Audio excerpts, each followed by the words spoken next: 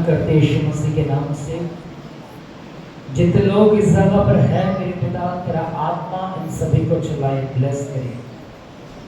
और खुदावंद यहोवा जी अपने कलाम के द्वारा इनसे बोली बातें करें, ताकि नई चीज़ों को सीखे, कुछ बड़े फलवंत हो, तेरा नाम महिमा पाए। यीशु नाम है, आमीन आमीन। Hallelujah hallelujah.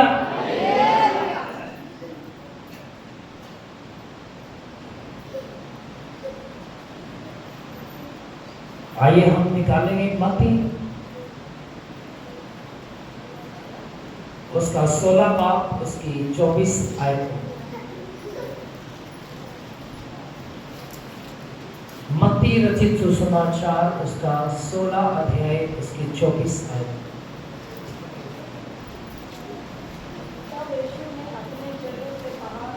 एक मिनट निकाल के रखिए। इस टॉपिक के ऊपर हम आज चर्चा करेंगे, बात करेंगे। कितनों के पास फोन है?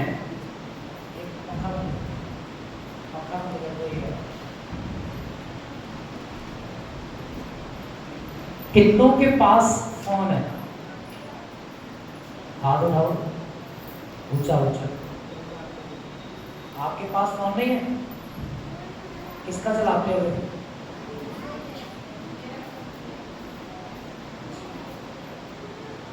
घर में तो सभी के है ना? देखा है फोन? देखा तो है ना सभी ने कैसा होता है?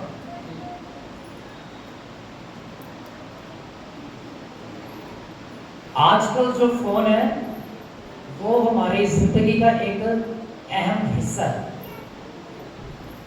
हिस्से का मतलब वो हमारे एक शरीर का एक अंग बन चुका है। सुना आपने क्या बोला मैंने? ये जो सेल फोन है वो हमारे शरीर का क्या बन गया है? सब बोले क्या बन गया है? अंग, एक पार्ट बन चुका है वो हमारे शरीर का। उसके बिना आजकल किसी को चैन नहीं है। फोन के बिना आजकल किसी को सांस नहीं आती।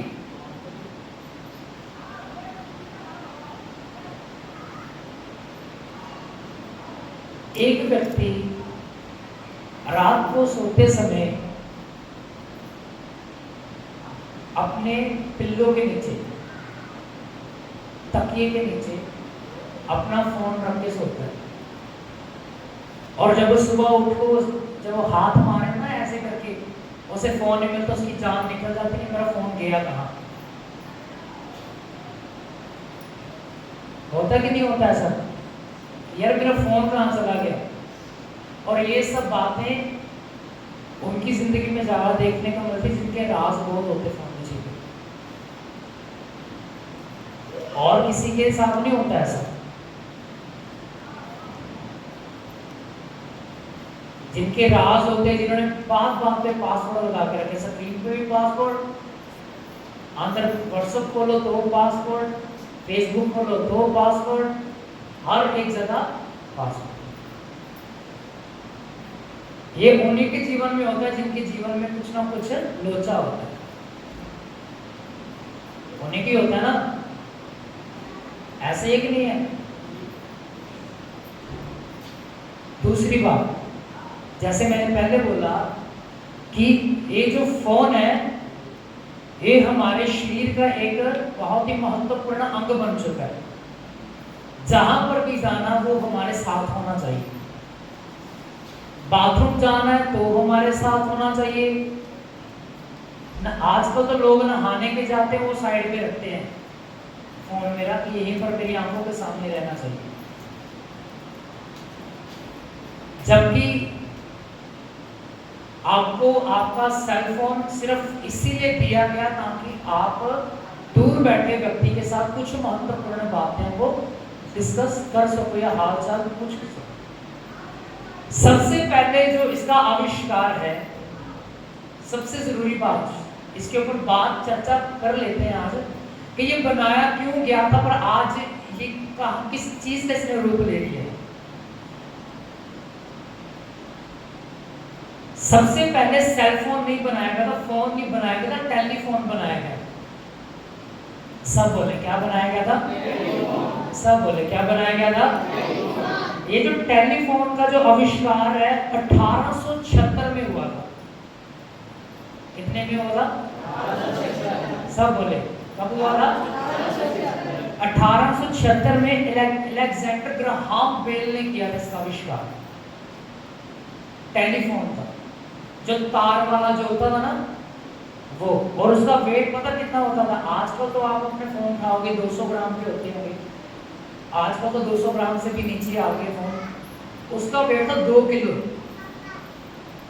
जो दुनिया का पहला फोन बना था उसका वेट था 2 किलो, और वो जहां पड़ा रहता था वहीं पर होता था, उसे सिर्फ लाउड स्पीकर पे लगा के सुना जाता था। या उसमें एक ऐसी तकनीक थी, तार उसके साथ जुड़ी होती थी और एक कप होता था, उसे उठा के कान पे लगाया जाता था, आवाज ऑटोमेटिकली आनी शुरू हो जाती थी। ये था दुनिया का पहला टेलीफोन। कब बना था ये? 1800 इसका नाम था टेलीफोन। उसके बाद आ गया सेल फोन, जो आजकल सभी की जेब में होता है। और जो इसका जो आविष्कार है 3 अप्रैल को हुआ, 3 अप्रैल 1973 में, और इसका आविष्कार करने वाले व्यक्ति का नाम था मार्टिन कूपर। क्या नाम था? Martin Cooper. इसने दुनिया का उस समय सबसे हल्का फोन बनाया था, 550 ग्राम, बटनों वाला था। और सबसे खास बात उस फोन की थी कि वो बिना तार का था। आजकल तो बहुत कुछ हो गया, आजकल तो आप फोन को साइड पे रखोगे, आवाज दोगे, वो अपने आप चलते हैं। विदाउट फिंगर आप यूज करोगे तो भी हो जाएगा, विद सेंसर है, आप उसे सिर्फ इंडिकेशन दोगे तो वो तभी काम करेगा। ऐसे फोन मेरे पास भी। कहने का मतलब है कि जो उस व्यक्ति ने, अलेक्जेंडर ने जब 1876 में इसकी नींव डाली थी फोन की, वो इसलिए डाली थी कि जो व्यक्ति दूर बैठा है उसके साथ बातचीत हो सके। और जब मार्टिन कूपर ने इसकी जब तकनीक की, जब इसका आविष्कार किया, तब उसने इसलिए नहीं किया था कि सारा दिन बैठ के कोने में रील्स देखते रहो, अपने उंगलियों के पोटे घिसा दिए जाए, या सारा दिन वीडियो कॉल पे चैटिंग पे बातें होती रही, इसलिए नहीं बनाया था। उस समय के व्यक्ति की सोच ये थी कि दूर बैठे व्यक्ति के साथ बात हो सके। टेलीफोन जो था उठा के उसको साथ नहीं ले जाया जा सकता था, इसलिए मार्टिन कूपर ने क्या किया, उसको तार में से हटा के सीधा सेलफोन बना दिया, सिम डालो, सीधा बातचीत शुरू। Hallelujah, hallelujah. पर जैसे जैसे समय बीतता चला गया, इसने अपना रूप बदलना शुरू किया। सबसे पहले 2 किलो वेट में आया, फिर 550 ग्राम में आया, और फिर सीधा ही ये आ गया 100-150 ग्राम के ऊपर। जो बटनों वाला कीपैड का फोन होता है उसका वेट था 150 ग्राम के आसपास। फिर उसके बाद इसका वेट बढ़ा, 200 ग्राम पर आकर टिक गया, और 200 ग्राम पे जब ये आकर टिका तो ये आजकल के जवानों को ले डूबा। आज जवान अपने सेल फोन को, अपने फोन को अपने इस शरीर का एक हिस्सा बना के इस्तेमाल करता है। आप किसी जवान को कह दो कि बिना फोन के एक दिन रहना, वो नहीं रह पाता। एक दिन छोड़ दीजिए, 1 घंटा नहीं रह सकता। कोई भी इंसान आजकल फोन के बिना 1 घंटा भी व्यतीत नहीं कर सकता। बनाने वाले के दिमाग में यही था कि दूर बैठे व्यक्ति के साथ क्या हो सकती है, बातचीत हो सकती है, उसका हाल चाल पता किया जा सकता है। पर आजकल इसको कुछ अलग ही रूप दे दिया गया। Hallelujah, hallelujah. याद रखिए, इसमें से निकलने वाली तरंगें आपको कैंसर का रूप देती हैं। इसके अंदर से निकलने वाले वो शुक्राणु, वो इसकी लेजर, वो इसकी जो इसका प्रभाव है वो आपके जीवन में टीबी, कैंसर जैसी बीमारी को पैदा करता है। ये जो टावर आप देखते हो अपने आसपास बड़े बड़े लगे, ये इन्हीं सेल फोन्स के कारण लगे हुए हैं, क्योंकि इसकी जो क्वांटिटी है वो डे बाय डे बढ़ती चली जा रही है, इसकी जो रिक्वायरमेंट है वो बढ़ती चली जा रही है, और इसको बढ़ाने वाले भी हम लोग हैं।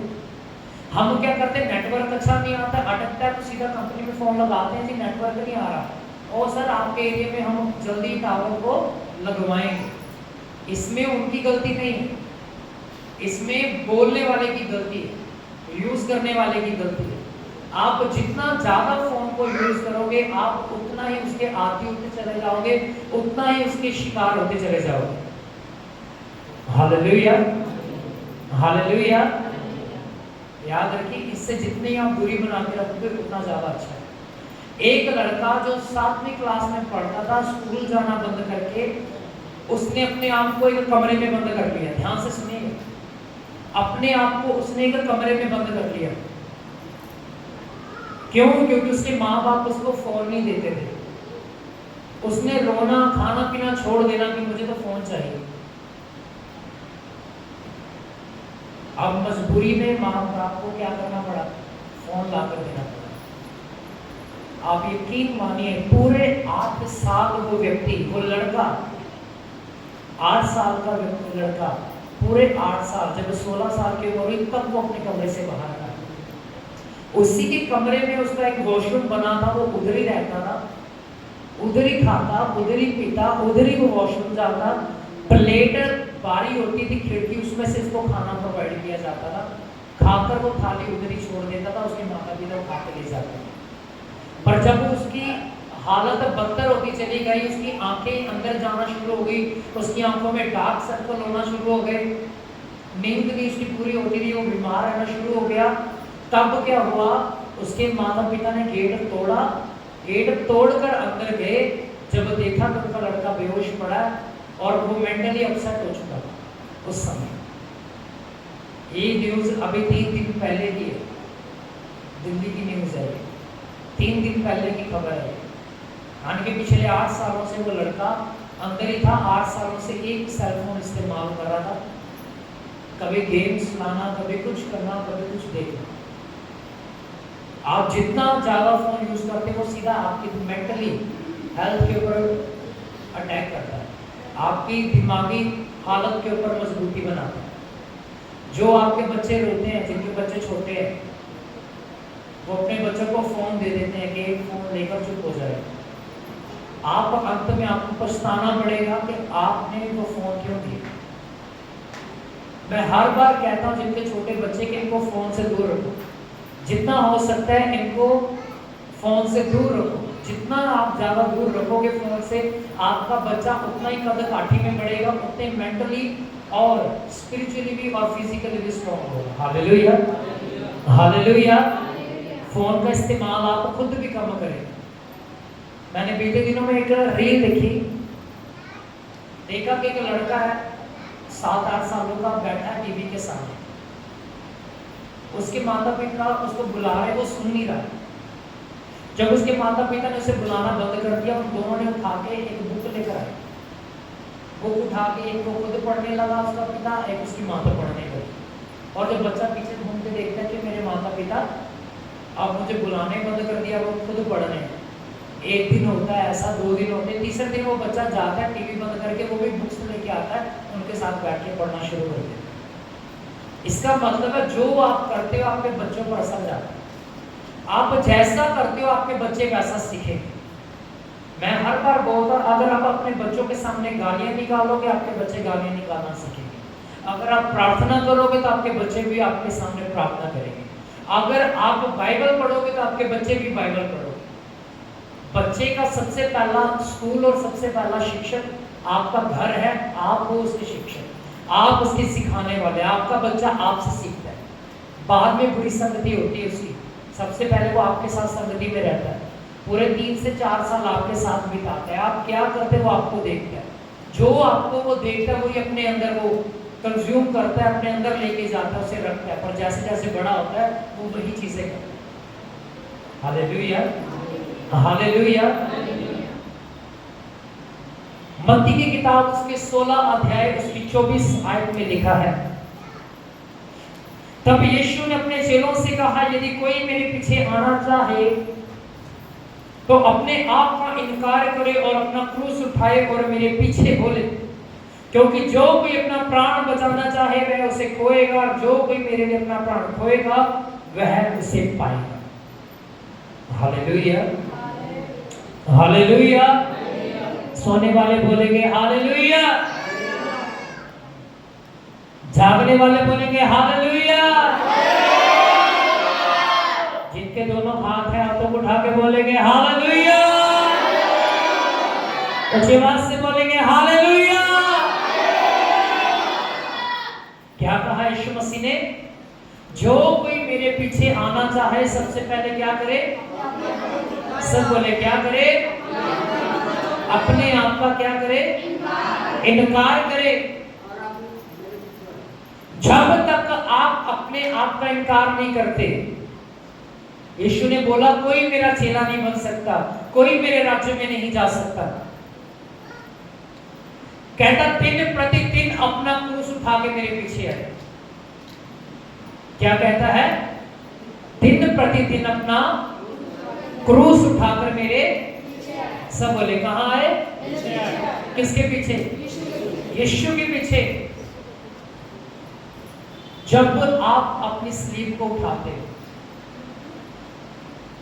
अंत में एक चैलेंज दूंगा मैं आप सभी को, और अगले संडे में आपसे पूछूंगा जब मैं प्रचार करने के लिए आऊंगा कि कितने आप में से कितने लोग ऐसे हैं जिन्होंने उस चैलेंज को पूरा किया। नहीं होता वो बात अलग है, पर चैलेंज को एक्सेप्ट करना सीखिए, उसे करने की कोशिश करके देखिए आपसे होता है कि नहीं होता। मुझे याद करवा देना, मैं बातों बातों में भूल जाता हूँ, चैलेंज देना है आपको मत देना। यीशु मसीह ने बोला है कि जो कोई मेरे पीछे आना चाहे अपने आप का क्या करे? क्या करे? अपने दिन प्रतिदिन का क्या उठाए? क्रूस उठाए। अब क्रूस क्या है? क्रूस सिर्फ वो नहीं जिसके ऊपर यीशु मसीह लटकाया गया। क्रूस सिर्फ वो नहीं जिसके ऊपर यीशु मसीह ने अपनी जान दी। क्रूस सिर्फ वो नहीं जिसके कारण यीशु मसीह को लानतों का, शर्मिंदगियों का, तानों का सामना करना पड़ा।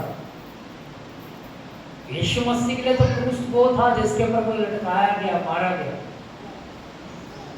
जिसको उन कीलों के द्वारा उस क्रूस के ऊपर लटकाया गया, वो उसके लिए क्रूस था। पर आपके लिए और मेरे लिए क्रूस क्या है?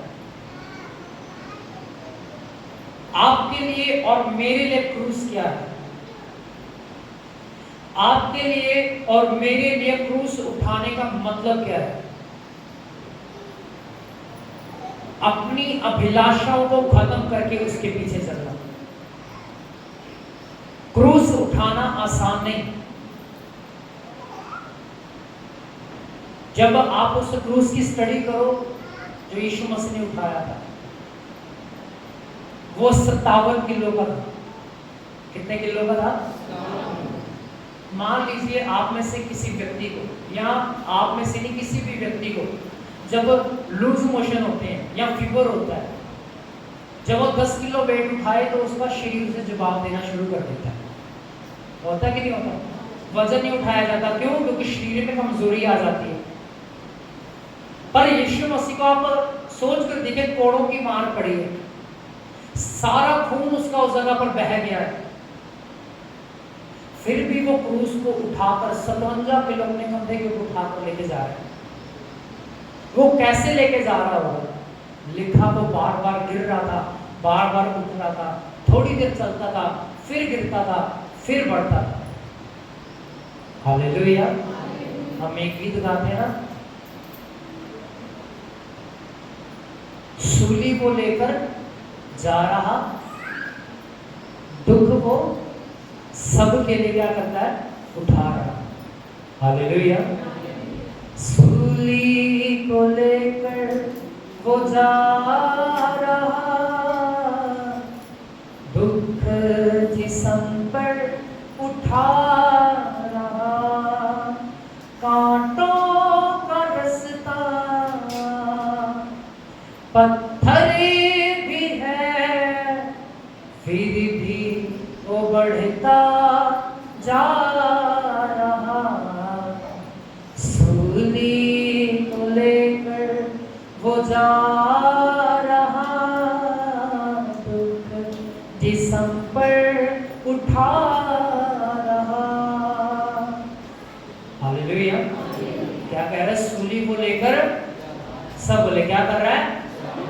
दुख जिस्म पर उठा रहा। वो रास्ता पत्थरों से भरा था। जिस स्थान पर, जिस पहाड़ी के ऊपर यीशु मसीह को क्रूस के ऊपर चढ़ाया गया, लिखा उससे उठाया नहीं जा रहा था। पत्थर आ रहे थे, कांटे भी थे रास्ते में, वो गिर रहा था उनके, उसके पाँव को तो पहले ही उन्होंने मार मार के पता नहीं कैसा सुझाव दिया होगा, फिर भी उसे कह रहे एक बोझ तू उठा और तू चलेगा। सुनिए, इधर उधर मत देखे, मेरी तरफ देखिए। लिखा कि उसने कंधे पर उठाई, कुछ कदम चला, वो गिर गया। एक व्यक्ति उसके पास से निकल रहा था, उसको खींचा और उस व्यक्ति को उस सिपाहियों ने कहा तू इसका क्रूस उठाएगा। और लिखा उस व्यक्ति ने 3.5 घंटे लगा दिए उस जगह पर उस सलीब को ले जाने के लिए। क्यों? क्योंकि उसका वजन बहुत ज्यादा था। Hallelujah, hallelujah. वजन बहुत ज्यादा था। उस व्यक्ति ने उस क्रूस की महत्वता को समझ लिया। आज भी क्रूस उठाना आसान नहीं है। शरीर के अभिलाषाओं को खत्म करना, उसके ऊपर फतह पाना आसान नहीं है, पर यही है वो क्रूस जो आपको उस यीशु के पास ले जाएगा और अंत में वो आपकी आशा को पूरा करेगा। आमीन, हालेलुया। लिखा यीशु ने क्रूस को उठाया, गिरा, पर उससे उठाया नहीं गया। बेकार में एक व्यक्ति को पकड़ा गया, उसको बोला तू उठा के लेके चल। वो उसके सलीब को उठाकर ले गया और जब यीशु मसीह को उस क्रूस के ऊपर चढ़ाया गया, उसने अपनी जान दे दी ताकि आप और मैं निजात पा सके, पापों से आजाद हो सके। जैसे ही उसने अपनी जान दी, अपनी मंजिल तक वो पहुंचा, वो उस क्रूस के दुख से क्या हो गया? आजाद हो गया। ओए, इसको लेके जाओ, पीछे इसको उठा के लेके जाओ कार्तिक पीछे। क्या लिखा है वहां पर? यीशु मसीह ने अपना प्राण जैसे त्यागा, उस क्रूस से उतार के उसे कहां रख दिया गया? कब्र में। पर असल में कब्र में जब गया, वो जी उठा। जी उठने के बाद उसने अपने लोगों में प्रचार किया, बहुत सारे लोगों को चंगा किया, मुर्दों को जिलाया, कलाम में लिखा है। पर सबसे महत्वपूर्ण बात, आज एक व्यक्ति कहता मैं नशा नहीं छोड़ पाता,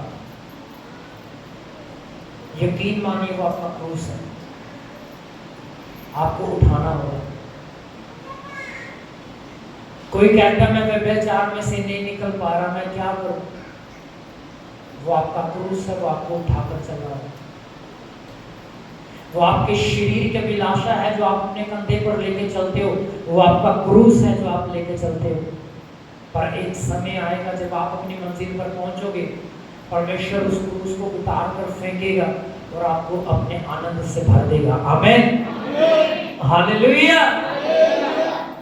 एक समय आएगा जब वो आपकी महिमा को बढ़ाएगा।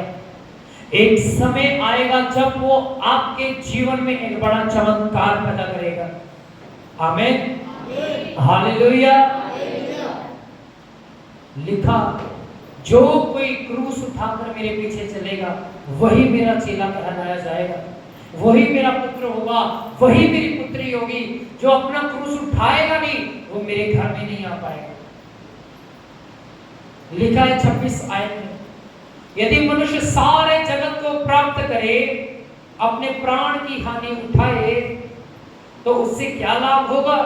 या मनुष्य अपने प्राण के बदले क्या देगा? मनुष्य का पुत्र अपने स्वर्गदूतों के साथ अपने पिता की महिमा में आएगा, उस समय वह हर एक को उसके कामों के अनुसार प्रतिफल देगा। हालेलुया। मैंने जैसे बोला कि आपको अपना क्रूस उठा के चलना है, आपको अपनी शारीरिक अभिलाषा को साथ में लेके आगे बढ़ना है और उसे दिन बाय दिन उसके ऊपर फतह पानी है। जैसे इस वचन में लिखा कि एक समय आएगा जब यीशु आएगा, आपके कामों के अनुसार आपको प्रतिफल देगा। Hallelujah, hallelujah. कितने लोग विश्वास करते हैं कि हमारा खुदा तो वापस आएगा? कितने लोग विश्वास करते हैं? अच्छे से हाथ उठाइए। जिसके पास एक हाथ है वो एक उठाइए, जिसके पास दो है वो दोनों हाथ उठाइए। Hallelujah, hallelujah. हमारा यीशु मसीह जब आएगा, सबसे पहला वो काम पता क्या करेगा? आपकी शर्मिंदगियों को आपसे अलग करेगा। आमीन। आपकी जिल्लतों को, आपकी शर्मिंदगियों को, आपकी बीमारियों को, आपके कर्ज को वो आपसे दूर करेगा और वो अपने आनंद से भरेगा। आमीन, आमीन। लिखा है मनुष्य का पुत्र अपने स्वर्गदूतों के साथ अपने पिता की महिमा में आएगा। उस समय वह हर एक को उसी के काम के अनुसार क्या देगा? प्रतिफल देगा, बदला देगा। जो काम आपने किया उसका प्रतिफल आपको मिलेगा। अगर आपने उसके राज्य के लिए मेहनत करी उसका प्रतिफल आपको मिलेगा। अगर आपने अपनी शारीरिक अभिलाषाओं को पूरा करते हुए उसमें मेहनत करी उसका प्रतिफल आपको वो देगा। Hallelujah, hallelujah. 28 वचन में बहुत अच्छी बात लिखी, कहता है मैं तुमसे सच कहता हूँ कि जो यहाँ खड़े हैं उनमें से कुछ ऐसे हैं कि वे जब तक मनुष्य के पुत्र को उसके राज्य में आते हुए ना देख लेंगे तब तक मृत्यु का स्वाद कभी ना चखेंगे। Hallelujah, hallelujah. सीधे शब्दों में यीशु कह रहा है जो मुझ पर विश्वास करेगा वो मरेगा नहीं। जब मैं महिमा में आऊंगा, जब मैं महिमा में आऊंगा, जो मुझ में होकर मरे हैं वो मरे नहीं, जो सो चुके हैं उनकी कब्रों में से उन्हें मैं बाहर निकालूंगा और वो मेरे राज्य को देखने पाएंगे। आमीन, हालेलुया, हालेलुया। याद रखिए, अपनी क्रूस को उठाना सीखिए, शैतान के बंधनों के ऊपर विजय पाना सीखिए। कैसे यीशु मसीह ने शैतान के ऊपर फतह पाई, कैसे यीशु मसीह ने शैतान के ऊपर जीत को हासिल किया, इस वचन के द्वारा जो आपके सामने पड़ा है, इस कलाम के द्वारा। शैतान आके बोलता है तो इससे रोटी, इससे पत्थर को क्या बना दे? सब बोले क्या बना दे? रोटी बना दे। यीशु मसीह ने सीधे शब्दों में तो नहीं बोला, असल में उसके कहने का मतलब था मैं तेरा नौकर नहीं हूं जो तेरी बात को मानूंगा, पर मेरे पिता के वचन में लिखा है। Hallelujah, hallelujah. हर बार जब शैतान के साथ यीशु का सामना हुआ उसने कहा ये भी लिखा है, यहाँ पर ये लिखा है, यहाँ पर ये लिखा है। उसने अपनी शारीरिक अभिलाषाओं के ऊपर क्या की? फतह पाई। जब कंगूरे के ऊपर खड़ा किया, उस कंगूरे की ऊंचाई 700 फीट थी।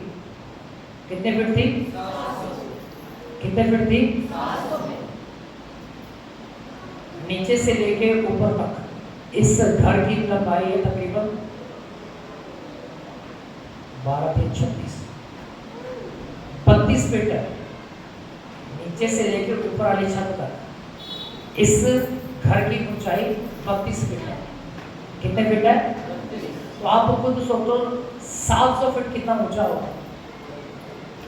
और शैतान यीशु को कह रहा है अगर तू परमेश्वर का पुत्र है तो यहां से क्या कर जा? कूद जा, क्योंकि तेरे वचन में लिखा है तेरे दूत आएंगे, तुझे अपने हाथों हाथ उठा लेंगे और तुझे ठोकर भी लगने ना देंगे। उसने बोला ये भी लिखा है कि तू अपने प्रभु परमेश्वर की परीक्षा ना कर। विद रेफरेंस को बात कर रहा था शैतान से। जब आपके ऊपर अटैक होना शैतान का, शैतान शारीरिक रूप में आपसे कभी आकर बात नहीं करेगा या वो आपके सामने ऐसे प्रकट नहीं हो जाएगा, वो आपके मन में डालेगा। वो आपके मन में डालेगा चल एक पुड़िया खा ले, देख पड़ेगा। एक पुड़िया खाने से क्या होता है? खा लेगा। एक सिगरेट ही पीनी है, पी ले, देख पड़ेगा रहेगा। सिर्फ आपके मन में डालेगा। वो सिर्फ आपको आपके सामने आके वो आपको कहेगा, करना या नहीं करना वो आपके ऊपर निर्भर करता है। वहां यीशु का कोई रोल नहीं है। यीशु मसीह आके आपको सिगरेट पीने से आपका हाथ नहीं पकड़ेगा, नहीं नहीं तूने नहीं पी। अगर एक चीज पकड़ेगी तो वो है परमेश्वर का वचन। हालेलुया। अगर ये आपके मन में नहीं तो आप वो काम करते हो।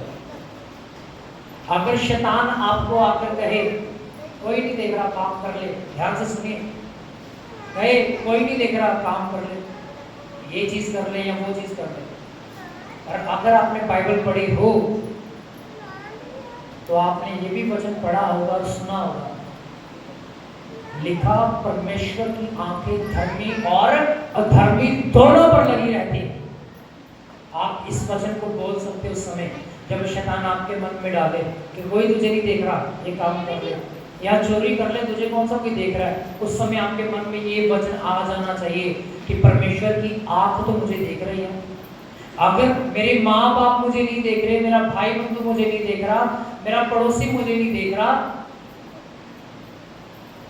पर मेरा पिता तो मुझे देख रहा है ना। हालेलुया। जिस जगह पर मैं काम करता हूँ, मैं 10-10 लाख रुपए लेकर आता हूँ एक टाइम पे। डालने को मेरे मन में भी डाल सकता है, और मेरे ऑनर को मेरे ऊपर इतना भरोसा है, उसने कभी पैसा गिनती नहीं किया दोबारा। वो मुझे बोलेंगे कि पूरे हैं, मैं बोलूँगा हाँ जी सर पूरे हैं। वो बोलेंगे यहाँ पे रख के सारे। वो डालने को मेरे मन में भी डाल सकता है कि क्या कर ले, इसमें से 500 का नोट निकाल ले, भरोसा तो तेरा ऑनर करता ही है तेरे को। पर हमें पता है कि अगर मेरा ऑनर नहीं देख रहा है, पर उसको बनाने वाला ऑनर तो देख रहा है ना, उसको तो हिसाब देना पड़ेगा ना 500 रुपए का। Hallelujah, hallelujah. लाखों होता है मेरे पास, एक टाइम में 5 लाख होता है, कभी 10 लाख रुपए मैं लेके जाता हूँ, क्योंकि मेरा काम यही है, पेमेंट कलेक्ट करने का। Hallelujah, hallelujah. जब आपके मन में आए कोई नहीं देख रहा, कर ले, अपने मन को बोलना मेरा खुदा जिसने मुझे बनाया वो मुझे देख रहा है। लिखा है जब वो अपने पिता की महिमा में दूतों के साथ आएगा, आपके कामों के अनुसार आपको प्रतिफल देगा। आपने क्या काम किए उसी के अनुसार आपको प्रतिफल मिलना है। कहता उस समय नहीं आपकी चलने वाली उसके सामने कि मुझे माफ कर दे, मुझे क्षमा कर दे। जीवित रहते आपके पास समय है कि आप उसकी महिमा कर सको, उसकी आराधना कर सको। मरने के बाद कोई मौका नहीं। मरने के बाद आपको सिर्फ प्रतिफल मिलेगा, या तो आपने जो काम अच्छे किए उसका प्रतिफल, चाहे आपने बुरे काम किए उसका प्रतिफल। Hallelujah, hallelujah. एक पासवान है, पास्टर अजय चौहान का, उन्होंने एक गीत गाया, दाऊद ने जो लिखा है कि प्रभु मैं आज जीवित हूं तो मैं तेरी महिमा करता हूं। अगर मैं मर गया, मैं कब्र में जाकर तेरी महिमा नहीं कर सकता, मुझे इतना अनुग्रह दे कि मैं हमेशा तेरी महिमा करता रहूं। इस वचन के ऊपर, भजन संहिता की इस किताब के वचन के ऊपर उन्होंने गीत लिखा है। उन्होंने गीत गाया था, मुर्दा बातें करता नहीं, यीशु की महिमा गाता नहीं। आप भी गा सकते हो।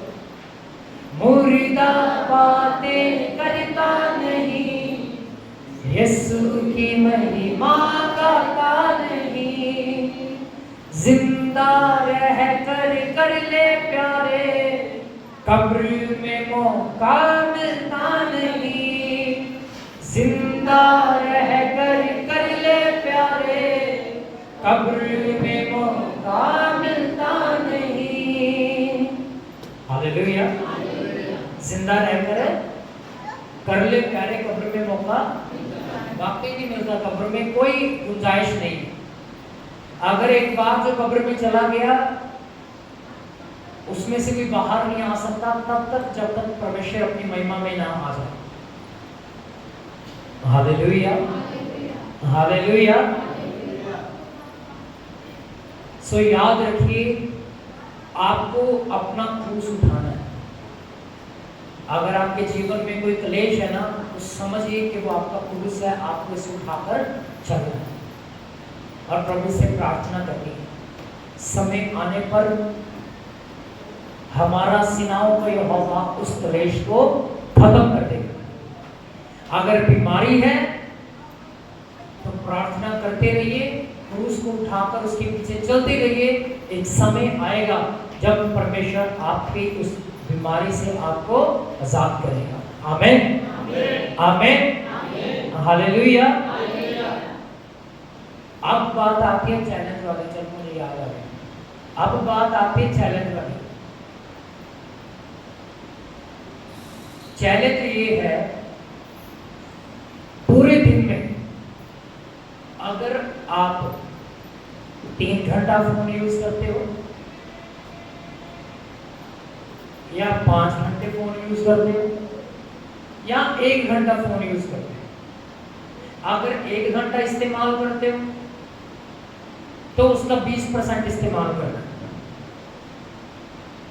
अगर आप 3 घंटा इस्तेमाल करते हो तो आपको उसका 10% इस्तेमाल करना। ऐसा करने में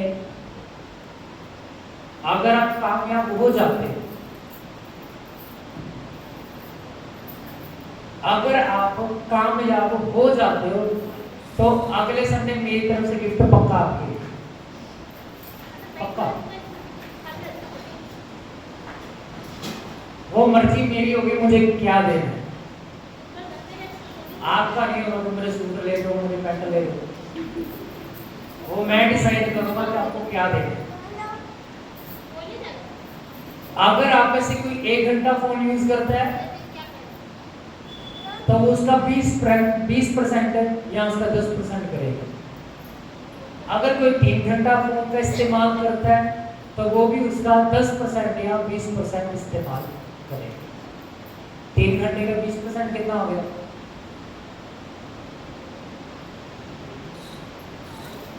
पीछे क्या देख रहे हो? कितना हो गया?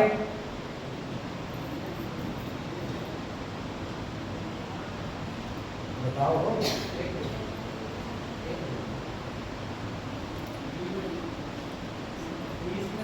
30 मिनट हो गए। और अगर 1 घंटा इस्तेमाल करते हो तो 10 मिनट हो गए। अगर 20% वाला लेना तो चलो, तो आपकी मर्जी है, 20 मिनट करो, उससे ज्यादा नहीं।